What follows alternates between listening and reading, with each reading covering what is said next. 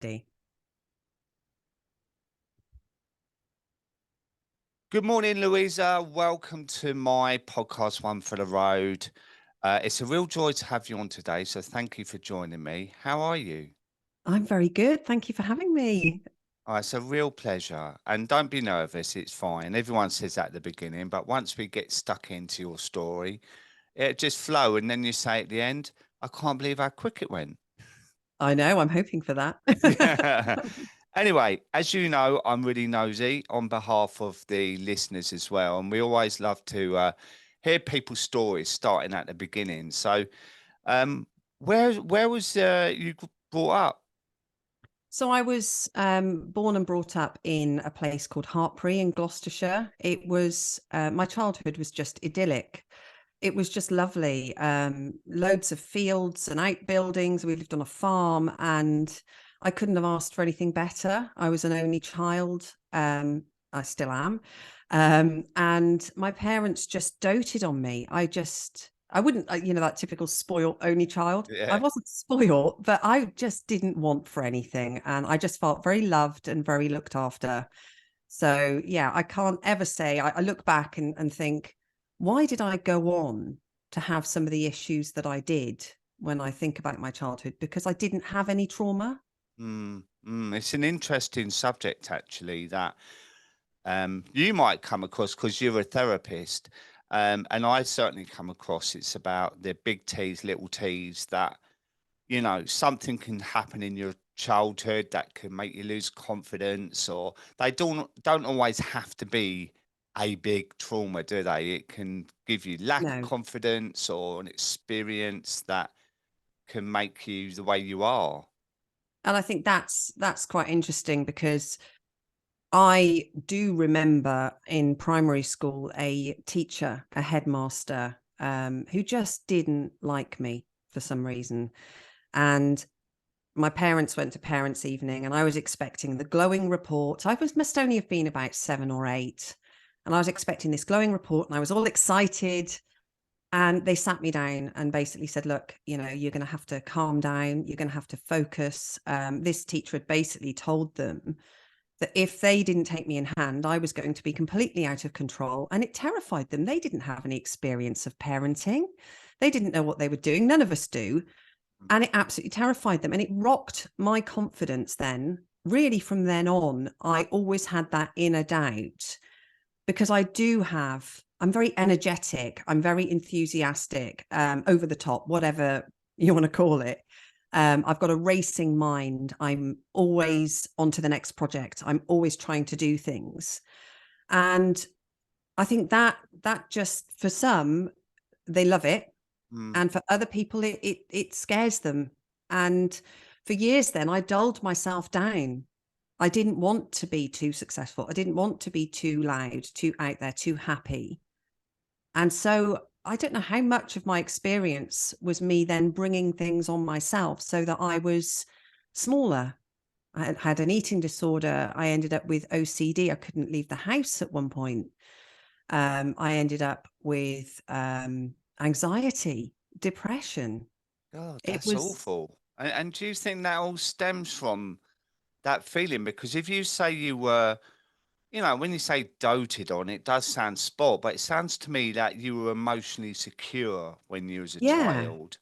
And for someone to come in and say, actually, there's a huge fault in your child's behavior here, and you need to address it, is enough to rock anyone's world, right?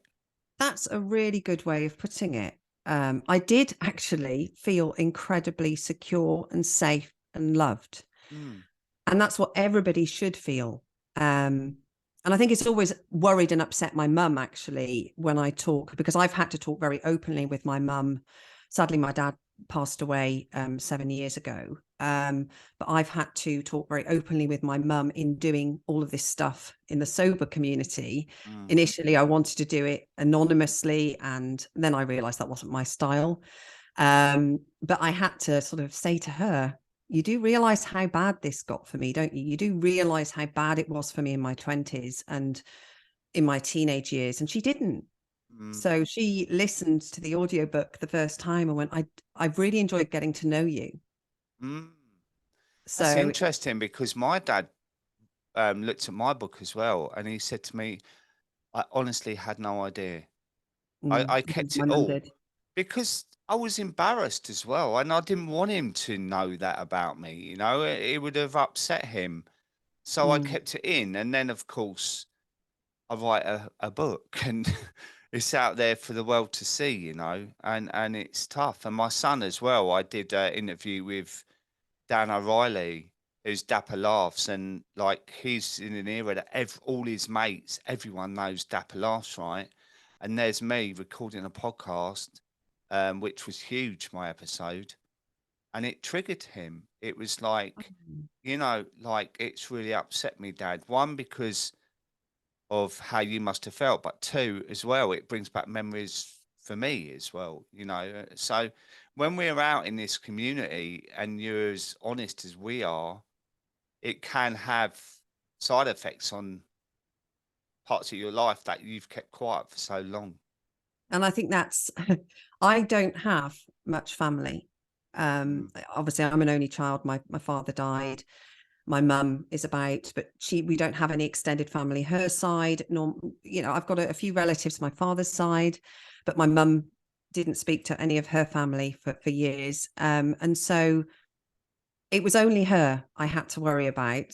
But then your brain goes, hang on a minute, what about all your clients? What are they going to think? Mm. What about people you went to school with? What are they going to think? And so I think there's always somebody that's going to stop Yeah, you sharing. yeah, absolutely. Funny enough, Louisa, someone messaged me the other day. I've known her since I was 13, and she had an operation in hospital, and she read my book in hospital, and she said, "I feel so guilty that I didn't support you." Oh no. And it was a lovely, lovely message, a real Mm. heartfelt message that she's known me from before I was drinking all the way to now. So it's true. So moving on, um, at what age did you start drinking, and why do you think was it just a social thing and it wasn't really an issue, or was it for confidence? What was it? Um, I think I drank to still my mind, to Mm, calm my energy because it made me less in your face. And I just think I used it. But it wasn't social. And this is the thing for me, is that I hear people talking about drinking alone being their warning sign at the end of their drinking. And for me, I've always drunk alone. I didn't go out. So to sort of explain, my parents ran a filming business and I started filming weddings when I was 14. And I was sort of in a suit and I was told to say I was a little bit older than I was. And it was the family business. And so every Saturday I was working. So when my friends were starting to party, starting to go out on a Friday or Saturday night, I wasn't doing that. So I didn't socialize like that. I then met my first husband at 16 wow. at a wedding. He was 27. And he was a sensible chap. He didn't drink, he didn't smoke. I joked he was my third parent. And we just fell into this kind of sort of almost, I didn't want to say boring, but this kind of monotonous kind of relationship where we just ticked boxes. We bought a house, Mm, we got engaged, we got married, and then the next thing on the list was children. And so my drinking really started once I was 20. So I'd had the odd dabble of drinking in my teenage years and had bad experiences of being sick and things like that. But it wasn't a normal teenage experience, I don't think. And I didn't go to university. I think if I'd have gone to university, I dread to think how bad I'd have got. mm. It would have been no holds barred, no rules, no nothing. So it's probably a good thing I was in the family business and I stayed at home. But yeah, I think with my first husband, I was just in the nicest way bored. Um, Nothing wrong with him. We just shouldn't have been together. And we drifted into this long-term relationship. And then I had miscarriage after miscarriage after miscarriage in my 20s. And I had infertility investigations and I had to come to terms with the fact that I probably wasn't going to be able to have children. And that was a big thing. And I used to then drink a bottle of wine a night alone Mm, because he didn't drink. He'd go to bed early. mm, He didn't necessarily approve, I don't think. But I would drink, and all my friends did that though. You know, it was so normal to have a bottle of wine. It was ladette culture. I mm, wasn't out down the pub drinking myself into a stupor. I was sat watching Coronation Street, yeah, drinking at home. It was so sensible, so civilized. And I'd seen that to a degree with my parents and their bottle of wine that they yeah, shared yeah. as a child. And it sort of just seemed very Learned sophisticated. behaviour, isn't it? And what Mm. decade was this? So I was in my 20s. So this would be into the 1990s there. Right, So yeah, Zoe Ball, ladette culture, yeah. Sarah Sex in the Cox, the City. Appleton. Yeah. Oh, Sex in the City. That was my favorite show. I used to drink Yeah, watching that. Yeah. So it was very much influenced by that culture. And I think we are influenced by what's around us, yeah. which is why this Uh, drinking culture is so toxic. Massively. You know, like I did a podcast with Janie Holiday and we went through the decades of the bullet points of how we're so influenced, as you say, the laddick culture. And the latest one, of course, was the lockdown thing, which has literally spiraled so many people out of control with their drinking, you know. But also in that era, I remember walking into the supermarket and lots of women, or men, have a bottle of wine in their basket and a ready meal and maybe a bunch of flowers or something. And the men ate cans of Stella and some crisps and a takeaway curry, you know. So I Mm. think the drinking at home has been the thing as well since the pubs banned smoking as well. Mm. Because there was a huge influx of people then going to Asda's and buying 3 bottles of wine for 10 quid and thinking, Yeah. blimey, I've got a right result here, you Yeah, know. I used to do that. I used to do that. I then, so that marriage lasted, I think the whole relationship was about 10 years. Mm, And once I realized I wasn't going to have children, or I thought I couldn't have children, I thought I can't stay in this because I was mm, box ticking, thinking if I did that next thing, I'd be happy. And I wasn't happy. And the bigger house, the better car. And at one point I was driving a Jag living in a cottage and thinking, I don't care if I have to live in a cardboard box. I can't do mm, this anymore. And so straight off the back of that relationship, that marriage, I then met my second husband, who was the polar opposite. And it was, I think I just said to myself, sod these sober people. They're boring. I'm not doing that. I want a drinking partner. mm, And boy, did I find one. And that was the 3 for 10 that you mentioned. We'd go and get 3 for 10, and then we'd have a bottle each and maybe share the third bottle if it was a weekend or something. mm, We'd go to the pub and drink. Stella was our drink of choice. I would drink pints. And he just thought it was great that he'd found somebody that wasn't going to nag him. And so did I. And so the drinking was social then. It went from in the house to out of the house, yeah. and it became an activity. And a new lease of life for you in a way. If you was in this oppressive relationship and you were bored, and then you've met this character, then you're going out again, and you're enabling each other as well. You've got this Massively. liquid relationship, and God, we get on so well. And he loves a drink. You know, this polar opposite thing is like Yeah, but the dangerous. downside of that was that it was toxic, Yeah, and of it was a course. toxic. And in my 20s, I always say my 20s were very negative. I was very negative. I was very down on myself, very depressed. My 30s, I then spent all of the decade of my 30s working on my mental health, and I did so much, and I solved 95% of the problems. And then in my 40s, I trained and I started to help others.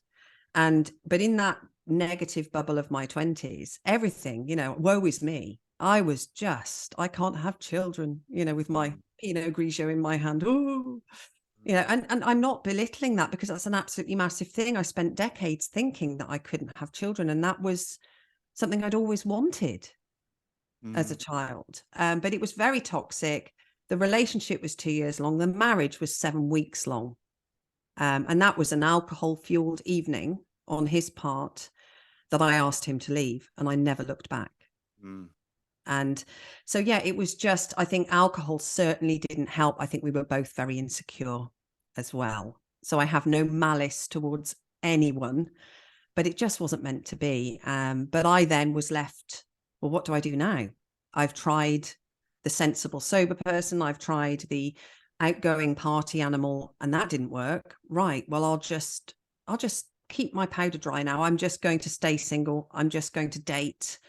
I didn't have very long-term relationships, or I just spent time on my own. And I actually had my eldest daughter with quite a short relationship. It was only about a year long. And I mean, she was just a blessing, absolute blessing out of the blue. And it proved, like, I suppose, like I did, she proved me wrong. I could have children. And I had her when I was about 31, 32. So Mm. that was the start of me going, come on now, sort this out. And Mm. I did. I did. I did a lot of work on myself. I went to therapy. I had NLP, I had hypnotherapy, I had coaching, I had mentoring. If I could sort of find a way to solve this problem, I was going to solve it. And then in amidst that, whilst I was still a single mum, that was when my dad died. And that pulled the rug from all of us, because he was only 68. And he was, just my best friend. He just amazing, amazing man. And we'd worked together for years and years and years. We got on so well. And he just went to sleep one night and didn't wake up. He had a heart attack in his sleep. So it was completely unforeseen. He wasn't poorly. And it just, when I say it rocked our world, he did everything for my mum. And so, although my mum's a very capable person, she'd kill me if I didn't say that. But she didn't know how to, I don't know, sort out a mobile phone contract or tax the car, or he would always drive everywhere. So although she could drive, she didn't have any confidence driving. And I ended up having panic attacks after that, about 6 months after. I didn't process the grief. I probably drank more. I can't remember. I think there were evenings of drinking more, but I was closing down 2 businesses at that point. I was dealing with all of the admin that happens after somebody dies unexpectedly.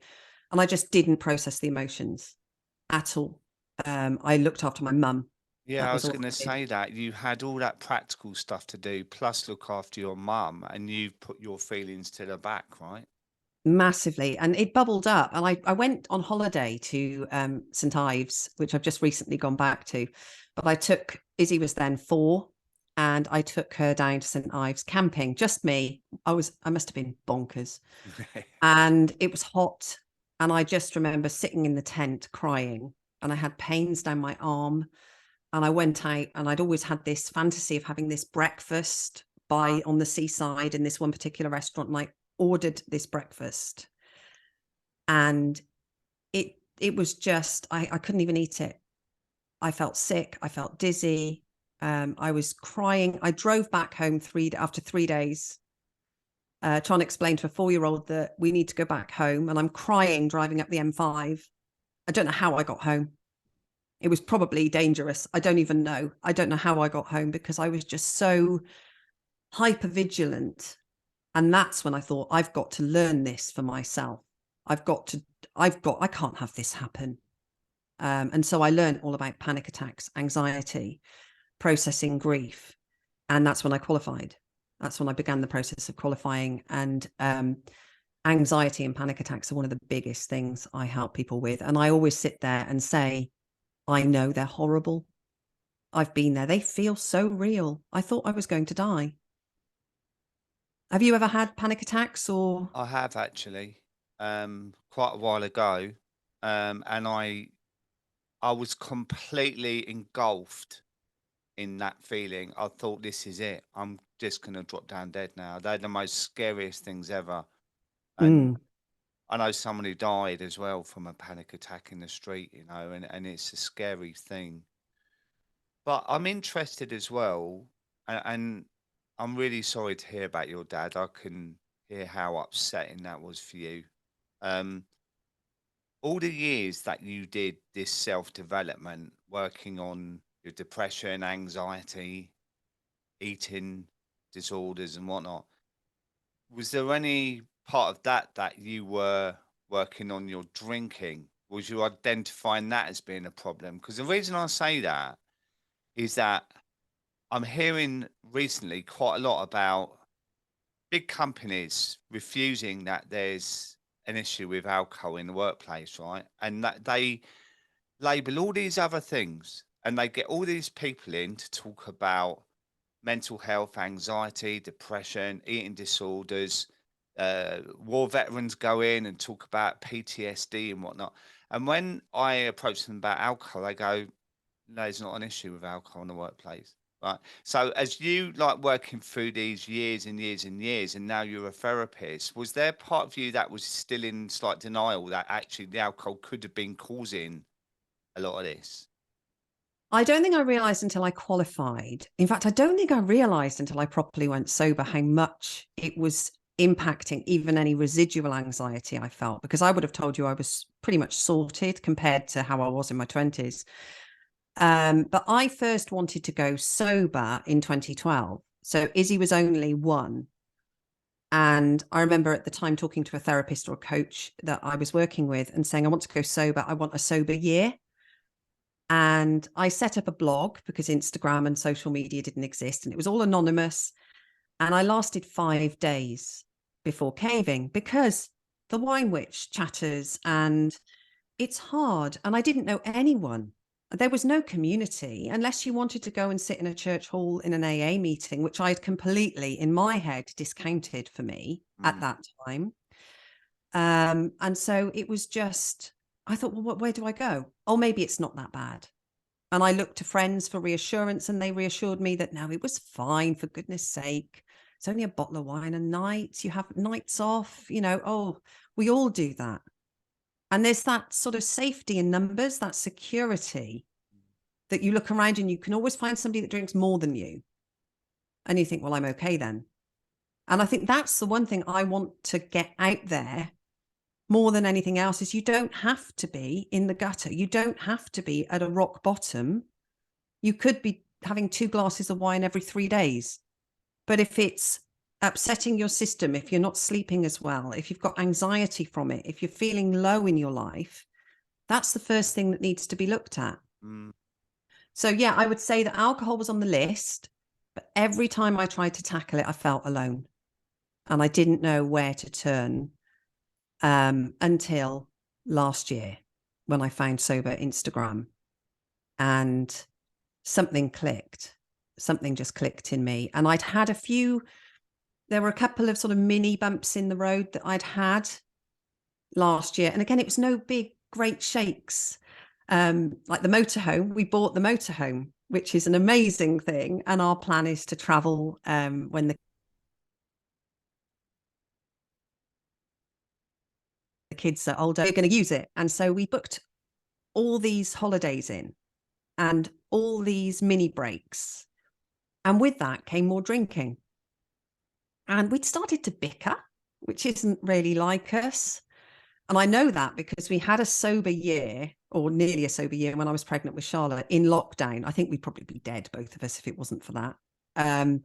Because we would have. I think we just bought this massive box of lager and wine and everything for lockdown. And I found out I was pregnant, which is planned, but it Mm, was like, okay, we're doing this sober. And so it was a completely different experience for us than for other people. But we had mm, the best year of our marriage. mm. We had just a wonderful experience. So Dale is my third husband, you'll have worked out. But he was a drinker as well. And when he realized how much it was upsetting me drinking, I mean, we'd had the odd conversation going, we've got to sort this out. We've got to sort this out, mainly instigated by me. Mm. But we were partying too much. We were going on holiday too much. We were drinking too much. And he saw how much it affected me when I tried to stop. That's when he said, okay, let's do this. And he joined me, which is Wow, just that's phenomenal. goosebumps for me because that's exactly how I did my sobriety. I used to say, I need to sort this out. I need to sort this out. I need to sort it out. And then it was January the 7th, 2019. That was it. I was done, you know. So it's important how you described grey area drinking then, because that's so accurate. You don't have to be drinking every day, or you could be having 2 glasses of wine with dinner, but every day. You Mm. could go a month without drinking, but if I were to say to you, well, just stop then, oh, I can't do that. You know, there's a huge space in the middle between having your rock bottoms or your take or leave it. And you describe it so well. Um, and it took you 10 years, right? Yeah, so it Of was 10 trying. years of trying, of moderating. Oh, I had rules, Dave. I had rules. I bought pretty little glasses for the wine. I just filled it more often. Yeah.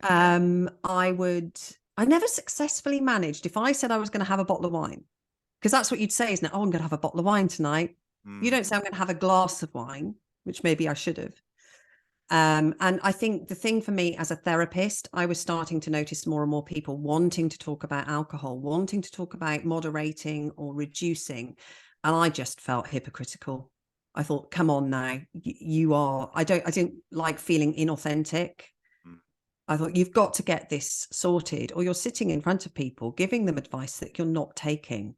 And also, I'm somebody that needs to have done it, obviously, with the anxiety and panic attacks. I do feel that you don't have to have been through it as a therapist, but it helps. yeah. So I thought, look, you've got to do this now. Go sober, and then the plan was 30 days. That was all it was. Yeah. And that's when the depression really hit. And I did share a lot of that on Instagram, was that, and all the crying videos that I ever share aren't when I was drinking. I was happy drinking. I got depressed when I started to stop. And that's not a sign to anyone to think that that will happen to them. But it was just that I realized how in control it was. I thought I could walk away from it. And I didn't realize how loud the wine witch was. I didn't realize how much the messaging was everywhere. You walk into a supermarket and there's a wall of death, of alcohol and offers, and it's just everywhere. And that was leading up to Christmas as well. So every TV show, every cookery show, everything was pairing wine. Even like morning breakfast shows were talking about alcohol and what are you going to drink with your turkey. And Yeah. so I'd said, even though we'd already had a couple of months of stopping and starting and stopping and starting, I said, I'm having a drink at Christmas. And I cried. It was the most depressing experience of my life, actually. And well, aside from obviously the my father passing away, but it was just, I felt so low. I just felt so helpless, and that it had this power over me, and I didn't understand it. And I think that's when I thought, well, why isn't this kicking in for you? Why isn't this working for you? And so I took a step back and I imagined myself in a room with me as a therapist. And I gave myself a session where I went, okay, what are you going to do differently? And one of my biggest things was that I was approaching it with the wrong mindset, which is just bonkers, given what I do for a living, that I'd allowed myself to come into this experience or this journey with the wrong mindset. I was hoping it would work. And I just thought, hang on a minute, I've heard of not getting confident, not getting overconfident, but that's to do with not fantasizing about moderating. I can be confident that I'm staying sober. That's the key. So I did. I just approached it with this confidence. I said it was going to be for a year. It's going to be for a lifetime. I know that. But I signed up, I think, to 1 year no beer. Yeah. And I know it's for good now. I've lost 2.5 stone. I feel amazing. I feel like I've returned to who I should have been before that happened to me as a child, being told that I was too much. And if I'm too much now for people, tough, Well, you know. you certainly don't sound too much at all. You sound really leveled, balanced, and in control of your life. And it's interesting how you describe that as well. Um, and I look at alcohol like the school bully. I was scared of it. So Mm, I tried a couple of times to stop, and it bullied me because my mindset wasn't there. right? And then so the day that I stopped, I thought I've got to stand up to this bully, and I've also got to be mindful that there will be fading bias effect. So when you separate with someone in the beginning, it's great, isn't it? But then you start to think, oh, I miss them a bit. And was it that bad? And maybe I could meet for a coffee and that. And eventually you go and meet them and then back in bed. And then you wake up, nothing's changed. Sometimes it can be Mm. worse. So it's about being mindful about that part of it, romanticizing alcohol, because you've got all these adverts, as you say, and you're in the tube station, there's pictures of swimming pools abroad where all these perfect size 10 women and male models are sipping Campari, and it all looks so amazing, you know, everywhere you look, and you think, oh, maybe I'm not that bad. My friends tell me I'm not that bad. And you know, you're feeling better because you've had a few days or weeks off, and you get tricked again. So I always say you have to have a plan, right? Yeah. Planning is everything, because a lot of people go, I see how it goes, right? So there's not the full commitment there. But what you did, you said, "Do you know what? All your experiences were all trials." And this is why I say to people, you know, if you slip up, brush yourself down again, start again, right? Because you can learn from this rather than go, oh, I can't do it. You know, I'm back on the hamster wheel. It's like, keep trying. And you're proof of that because you tried for 10 years, right?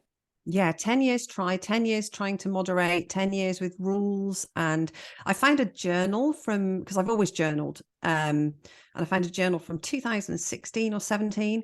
And in it, I'm writing now, alcohol free this week. I'm going alcohol free in the week, 4 nights at least. Never achieved it because let's face it, alcohol is a highly addictive, highly toxic drug. Mm, And I'm not naive. I like to think I'm switched on, but I hadn't put two and two together. And because I think also it does upset me sometimes to see on social media, I see loved ones and friends, and all they're doing is posting pictures of an alcoholic drink. And it's like, but there's so much more to that experience than what you've got in your glass. mm. But that's the sign. And I've done it, and no judgment. I've done it a plenty. I've had to go through my social media and delete old photos of me cheersing with a whatever it is, glass of wine or prosecco. Prosecco was my downfall. But don't you think that when we were drinking, we didn't know anything more than that, right? So, like, Mm. we know the other side of the fence now, right? So, we can see the benefits of not drinking without being preachy. I would hate Yeah, it if I ever came across as preachy, right? yeah, same here. Yeah, but we see that. But when we're in it, I've been guilty of saying, "You're not drinking, you boring old git," blah, blah, Mm, blah, blah, blah. But now, if I see someone drunk around me, I think that's boring. And that again, without being preachy, but you move on, don't you? And it's fascinating life when you look yeah. back at your experiences, and also there's a good chance that at that time we weren't ready, and that's okay because that's still part of this. As you know, I'm going to start using journey now because I can't keep explaining it, but it's part of that journey of learning from it, getting back up again. That's why journaling's so good. And you say you found that journal, right? You can look back, bit like I always say about Columbo. I love Columbo, by the way, but he gets his notebook out and he skips back, and it's all in front of him, right? Yeah. And you can think, do you know what? Actually, this year, I've had this many days without drinking, and compared to last year, that's a real progression forward, right? And that's okay. You can do it like that, and eventually one day you go, "I'm done." And I did that. I got the I think it was the Try Dry app. Mm, Somebody recommended. And so right at the very start, I kept two dual day counts going. So I had like the day count of how many days I'd done in total. And I still have that. I still, not that I'm caring less and less now about the day count because I really do feel like this is a lifestyle choice. And I know a lot of people don't have that choice. And I think, to be honest, if I'd have carried on, I wouldn't have had that choice. I could feel I had really brewing health concerns. I would bruise so easily. And I woke up this one morning with this massive bruise on my leg. and I couldn't remember doing it. And it wasn't because I was drunk. It's just that I would have just knocked into something. Mm, And I looked up on Google bruising and liver because I knew that it was somehow linked. And of course, it's about blood clotting, and alcohol's a blood thinner. yeah. And yeah, I don't bruise like that now. I whacked my leg the other day and I was boasting to my husband that I didn't have a bruise. I really hurt myself. Yeah. And I didn't have a bruise at all, which shows what was scaring me were things like my IBS, which I haven't had at all since stopping drinking. So you can excuse, we excuse so much when it comes to alcohol. Oh, it can't be the alcohol. Sometimes we brag, Mm. don't Oh, we? yeah. Yeah, I've Go, done oh that. my God, look at this. I fell down the stairs. You know, Yeah. I know people who've died from that now, drunk, where they've fallen down and broke their neck. You know, Oh honestly, gosh. with the job I do, I hear some horrific things. I really do. And oh, that's a whole different conversation. But when you stopped, did you have much resistance from your friends, or were they really fully on board with you? Um, I had a little bit of teasing from one person, but I mean, when I wanted to moderate, or wanted to stop for that 10 years, I was so easily swayed, and I was surrounded by people. I remember talking to one friend who I really looked up to and really respected their opinion. And they just went, "Oh, for goodness sake, a bottle of wine a night's not bad." And I went, "Oh, okay, then Yeah, of I've got course. permission." Yeah. I didn't get, I've got, again, a very good friend now who she herself is dabbling with a little bit of sobriety, cutting down, not drinking in the week. Um, and she was so supportive because although she did drink and does drink, she was just, "I think you're amazing. I just think you're amazing." And I filmed a video on the day that I decided enough was enough, where I was crying. And I said to myself, I just feel like a bad mother. As somebody who's just had a baby, I just feel like I'm potentially not even going to be around to see it. It was a real fear that drove this final push for me. And I didn't have a health scare, but I was scared of my health. Mm. And a lot of these things. I watched a documentary, Adrian Child's documentary, Drinkers Like Me, and that encouraged me to start counting units, which scares me. Now I look back on it. And I encourage anybody to do that. Start counting, because you don't know if you don't count. But I watched this documentary, and he interviewed somebody who suddenly went into liver failure. And I thought, well, I thought you'd get a warning. I thought, maybe the doctor would have a word with you where you go a bit yellow, or I didn't realize, you get a stomach pain and you'd be rushed to A&E, and bang, that's it. Your liver's failed, or you're in liver failure. And she said if she'd have realized her drinking was going to bring her here, there's no way she'd have done it. I mean, she can't drink now. When I thought, well, it's ridiculous, isn't it? Because you get to that point and you're not allowed to drink anyway. So at some point, is it not better for it to be your choice that you don't drink? And I'm stubborn, and I don't like being told what to do. It's why I work for myself. Oh God, do you know what? I remember having to go to the doctors. I think I was 50, and it was like a new thing they brought out as an MOT, basically, a men's health MOT, right? And I was bricking it. And I went there and I had a blood test and all these different tests at the hospital. For a week, I was like sleepless nights because I was thinking, what is it going to come back as, right? And it came back with high blood pressure and high cholesterol. That, and I went, is that it? Is that okay? Like, and yeah, you need to book an appointment so you can work out how to reduce your cholesterol and blood pressure, right? At that time, I thought, oh, that's all right. I can carry on drinking.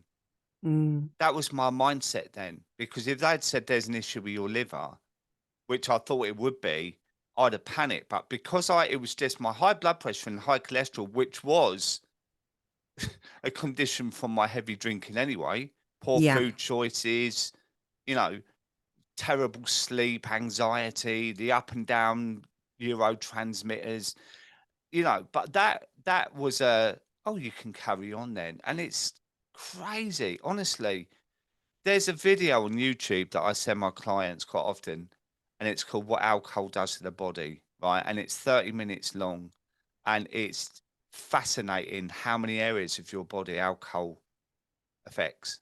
Honestly, Oh, it's it's really nuts. scary. And one of the things I did was I read and read and read and Yeah. read. I love reading. I love educating myself. And I read Professor David Nutt. Mm. I read William Porter. I mean, oh, Sober Dave's hero. book. Yeah, Sober Dave's book, Yeah, obviously. yeah, Just read and read and read. yeah. And the more I educated myself as to what it was doing, it just, I thought, why have I been doing this? Why is this not, why do people think it's okay to do this? Why did I think it was okay to do this?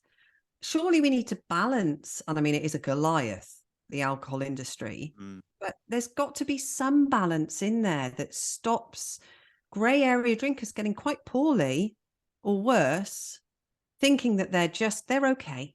They'll yeah. be fine.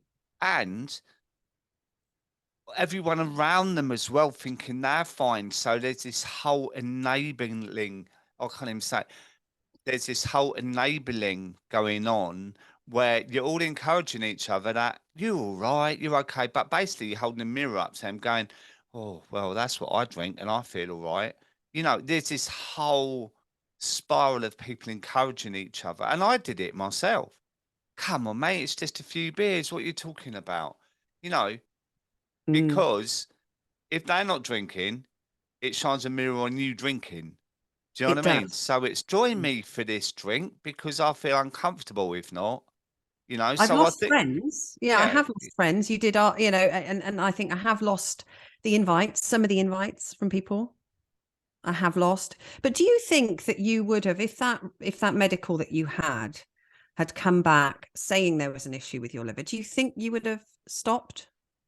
I think it would have made me really look at it because if they said, you know, you've got the start of cirrhosis of the liver or you've already got scarring, I think at that stage of 50 years old, I realized I had a massive problem because I'd just come back off the back of 10 years of solitary drinking. The fact Mhm. I didn't receive those things saying that I had liver problems because I was drinking a litre of vodka a night, I have no idea. Do you know what I mean? I have no idea how it didn't show up with that. Um, and it scares me now, Louisa, that you know, have I got issues with that? And I just don't know. I feel healthy and I live a healthy life, but if there's scarring, you can't reverse that, you know. So that is always a fear at the back of my mind, and I'm too scared to even look for that, like go for a test, because I'm just living my life the best way I can.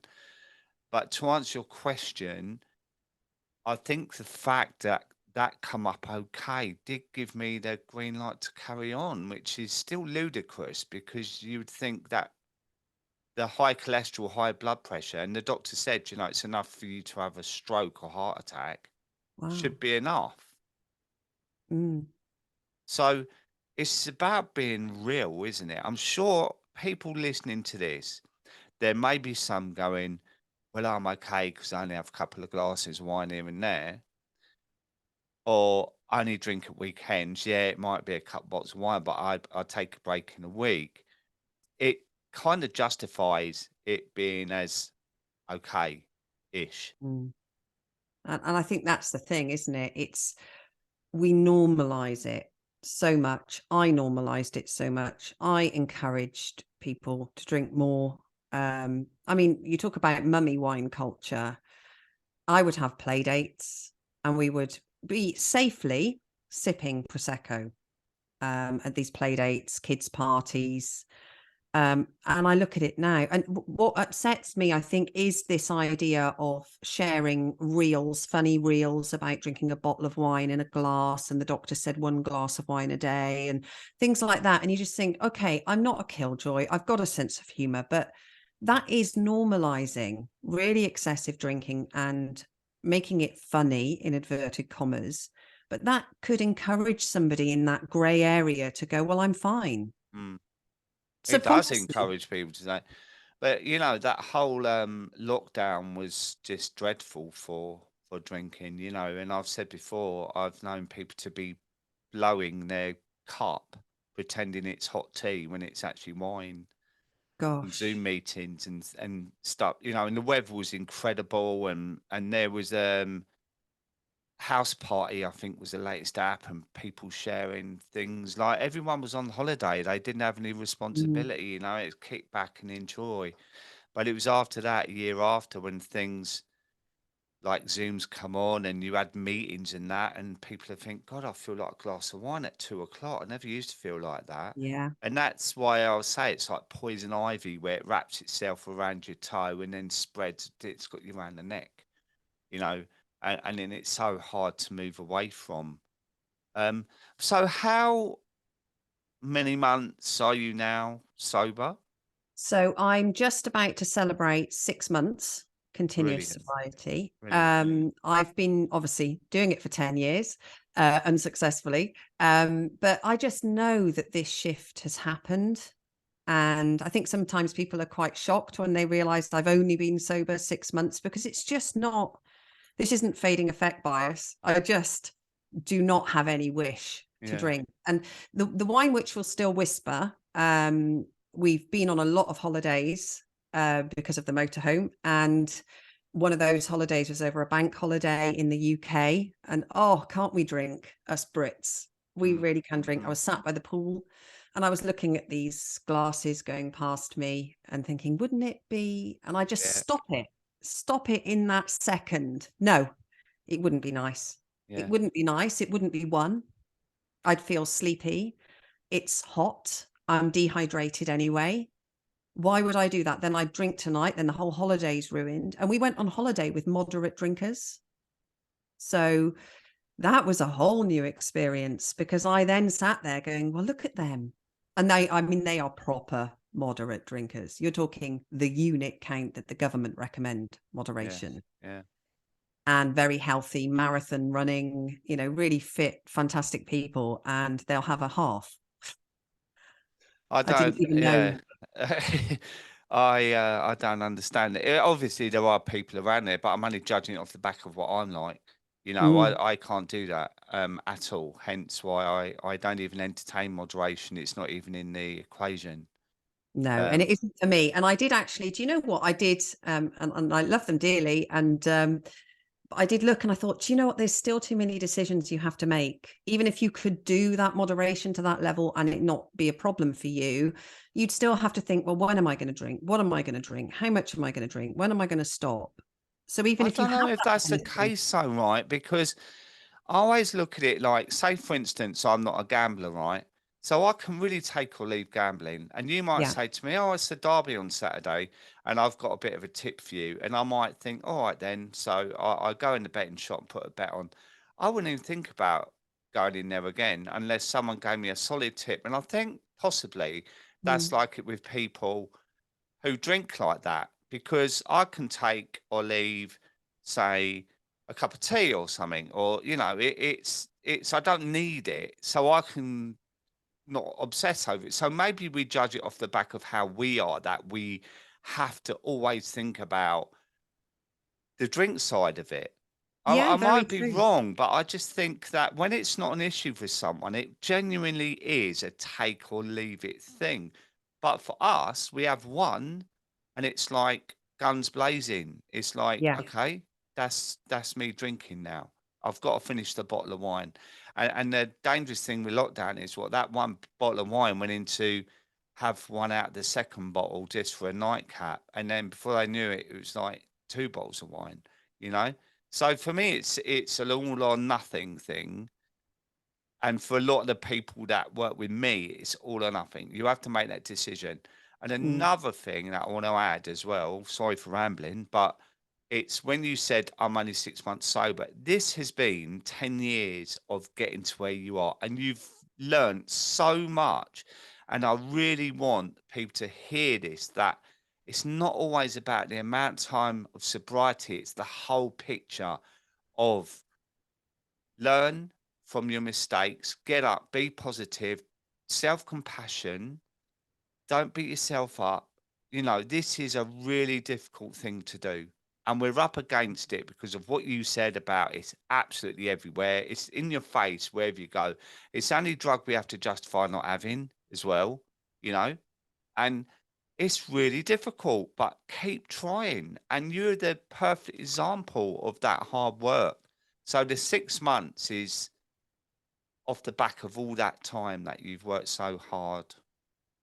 Thank you. That really is lovely to hear, because obviously you look at all these people with years under their belt, and even the idea of me writing a book about early sobriety and resetting, because I'm so fresh in it and I wanted to share something. I'm a writer anyway. My head's racing anyway. I put all of that energy into a project, and it just came together. But it was just, I wanted to be able to share that it isn't always just one decision and bang, you're sober. Because I think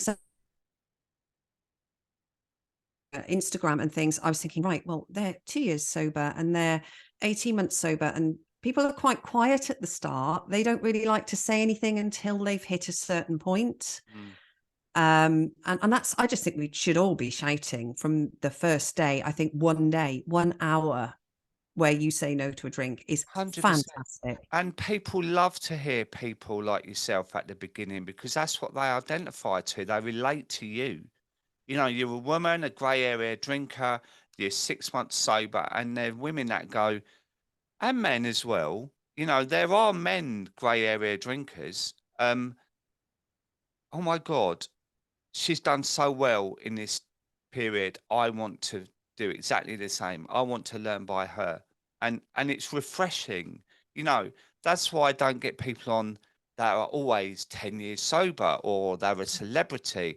I like real people that can tell real story that people can identify to and go, do you know what? I want some of that. And I think on this podcast today, you've given that. So thank you. And before we go as well, for anyone listening, what advice or tips can you give to them to explore this route that you've taken? I would say connect with other sober people, follow sober accounts, make sober friends, get a sober accountability buddy, get a coach like yourself, get therapy like from me. But it's a case of, don't just assume this is not just about not drinking. This is about dealing with why you drank and what you're trying to deal with. And so you'll be peeling back layers of an onion in this process. And so get the support that you need. If that's from a friend, a family member, I would also say that never underestimate how much you can self-sabotage, and approach it with confidence that you can do it. Don't believe your own inner voice that says it is tough. I'm not saying it's not tough, but just go, look, I can do anything. You wouldn't run a marathon and hope you could finish it. So just go, look, I can do this. If that person can do it, I can do it. And just come at it with confidence. And for me, I shouted it from the rooftops. I'll tell the people in the supermarket. My daughter does as well. My 12-year-old is constantly telling people all the time that I'm sober. She's so proud. And I created this identity, this sober Louisa. I've no wiggle room with that now. I can't turn around and have a glass of wine now. And that's been my safety net. Well, that's amazing. And it's brilliant what you said about the marathon. I use that as an example. I'm very visual in that. And I say to people, you have to train for it, right? And your 10 years was your training.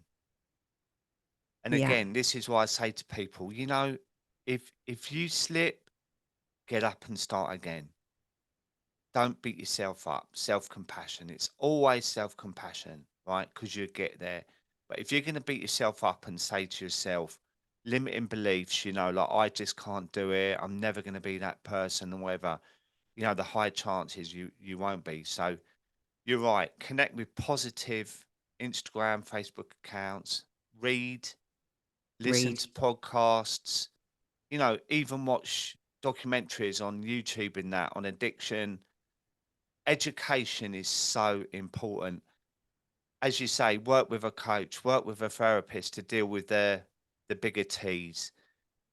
You know, get self development in place. You know, like even how to meditate or to find something different to turn the volume down.